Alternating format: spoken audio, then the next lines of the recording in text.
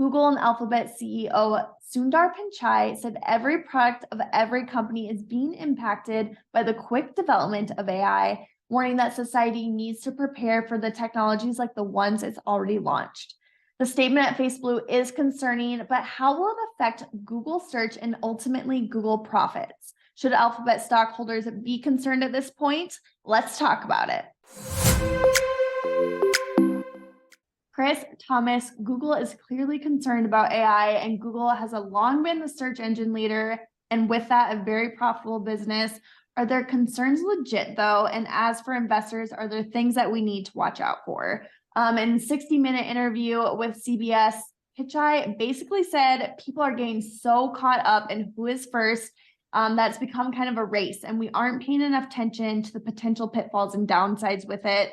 Let's talk about this. Chris, let's start with you. We've done videos together on both AI and Google. What's your take on all of this?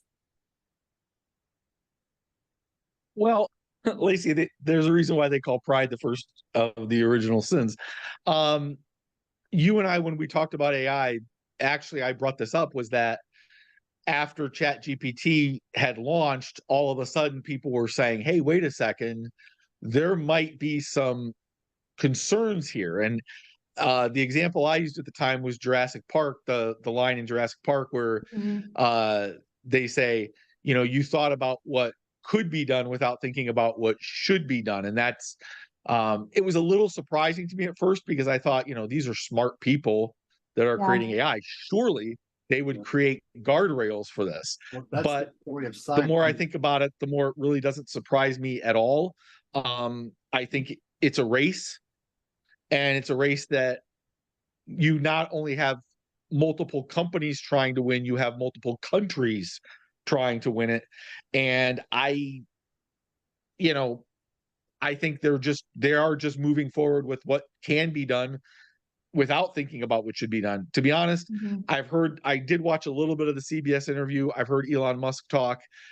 I'm going to be more impressed when I see actions as opposed to words, because I think right now a lot of these experts believe that they can somehow get ahead of this and somehow get their arms around it. But, I would like to see some tangible actions taken rather than just talk about it.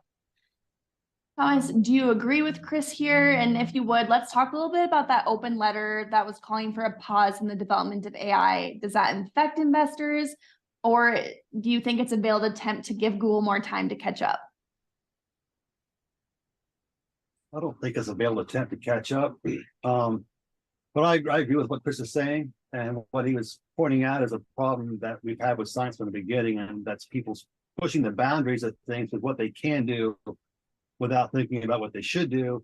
And that's just a morality issue. And what are the morals of artificial intelligence? I think in Europe and the EU, they're starting to explore that more, because they've got some rules in place, or they're starting to have some issues with privacy and how people are scrubbing data to teach AI to do what it does.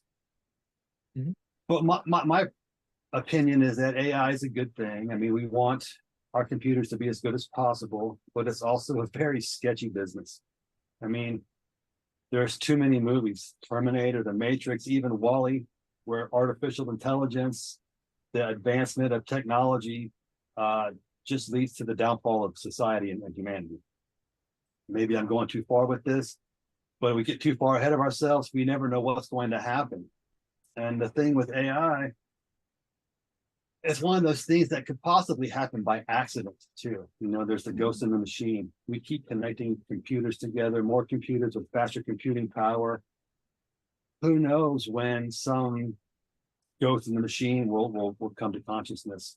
And honestly, going along those lines, this is a totally different tangent, but my thought was that kind of thing might happen in cryptocurrency. Cryptocurrency are huge global networks of computing power that operate 24 hours a day. So if there was going to be a ghost in the machine, if I was a ghost in the machine, I think a crypto network would be an attractive place to live. My notes. But regarding Google, it is one of the largest and most established and influential internet companies on the planet. It is fundamental to the internet. Pichai knows things that we don't. If he says that we should take a pause, maybe we should listen to him. All right, so if AI really is going to impact every product across every company, like they say it is, what is that going to look like for investors in other sectors? Well, I think the short answer right now is it's too early to tell. But if you look at the way the train is moving, I think I think long term, this could be bullish for certain companies. If labor costs are a significant expense for corporations and corporations find a way through AI to be able to supplement, I'll say supplement because I think that's better than the alternative, their existing workforce, you're going to see labor costs go down, which means that profits will probably go up. Except that, but I think in that scenario, labor costs go down and people aren't making as much money. How is Right. the economy going to function? Because people won't be able to go buy food. Well, Right. like you say, there's going to be a lot of disruption, and with AI making businesses better, how are they going to make those things happen? The Internet of Things and devices. So you connect AI with the IoT and a bunch of devices. All of a sudden, you've got a guy in an office in California cooking hamburgers at every restaurant in America because they can do that with the internet. All right, so in other news, we also saw that Samsung is said to be considering replacing Google with Bing as the default search engine on their mobile devices. That sounds like a big deal to me, or am I wrong? I would just start by saying, Google has 70% of the search engine market. So if they were panicking about ChatGPT, yeah, this is probably a big deal. And it's one, Lacey, I probably got a little bit wrong. I probably understated it when you and I talked about Google. I thought, okay, it's going to take a little while for Microsoft to catch up. But maybe, as Thomas said, Pichai understands things that we don't. And if he's this concerned, then maybe they're going to catch up a lot faster than I thought. Mm-hmm. Yeah, I think it's an incredibly big deal for Google. Samsung is 20% of the mobile phone market. Think of how many people that is that aren't going to be using Google to find their ads anymore.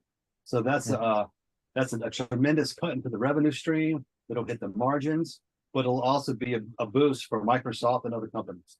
So not so much as like a growth opportunity necessarily as a shifting opportunity. The money's going to shift from Google to Microsoft. We're also going to see some power over the internet shift. Google is, like you said, 70% of search. They dominate the SEO market. They pretty much dictate to everybody how your website should look, how your search engine should, how everything should, how your content should read, all those things. So if Microsoft becomes a more dominant force in ad and search, they are absolutely going to become a more dominant force in how the internet looks and how it functions. Right. Well, it's definitely going to be interesting to watch this race, as it's being called, play out. It's fast moving for sure. Thank you, Chris and Thomas, for joining me today. Let's follow these developments and discuss again soon.